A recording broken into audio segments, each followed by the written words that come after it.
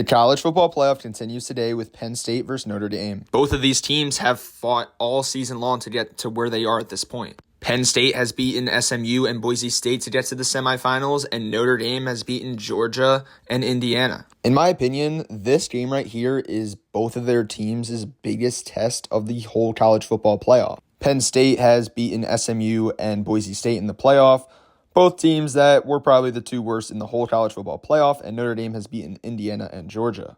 Indiana was not a great team at all. I don't think they should have made it, and Georgia didn't have their starting quarterback. This Penn State team as well can't really beat up on good teams, and they can only beat up on bad teams. But let's see what Vegas thinks. The spread for this game currently is basically a pick'em, and Notre Dame is favored by 1.5, and the total is sitting at 45.5. Before we talk about that some more, let's take a look at Notre Dame this season. They started off with a huge win in A&M, and then had a very unfortunate loss at home against Northern Illinois. That game, Notre Dame just got outplayed, outcoached, and there's nothing you can do about that. But Notre Dame really bounced back and haven't lost a single game since then. Marcus Freeman has these boys ready for this game, and they knew after that Northern Illinois game that they basically could not lose another game. Notre Dame has played absolutely insane, and one of their best games, in my opinion, was against Army. Notre Dame played some of their best football in that game, bat-to-bat blowouts against Virginia and Army. Notre Dame ended the season against USC and then beating Indiana in the first round of the playoff at home. Notre Dame, their problem, in my opinion, is that they start off too slow.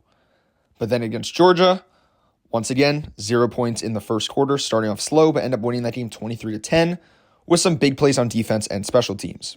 In my opinion, though, this Georgia team was not the same without Carson Beck, and Gunnar Stockton definitely did not play well. Before I get into anything else, I need to talk about how good we have been on Premium.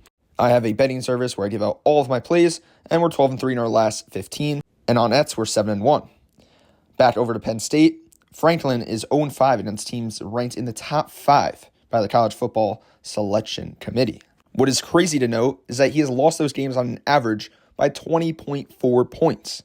Big Game Franklin is not a thing at all. He cannot beat good teams. Franklin is 3-19 against top 10 teams, and Drew Aller is 0-4. Will Penn State be able to step up to the plate today against Notre Dame? I'm not too sure about that. Sometimes it's hard to ignore these narratives, as Penn State has a really difficult time. They can only beat up on good teams, in my opinion, as we can see by their schedule, whooping up on a pretty bad West Virginia team, a Bowling Green team, and absolutely dominating a Kent State team. Yes, these wins are huge, but when you can't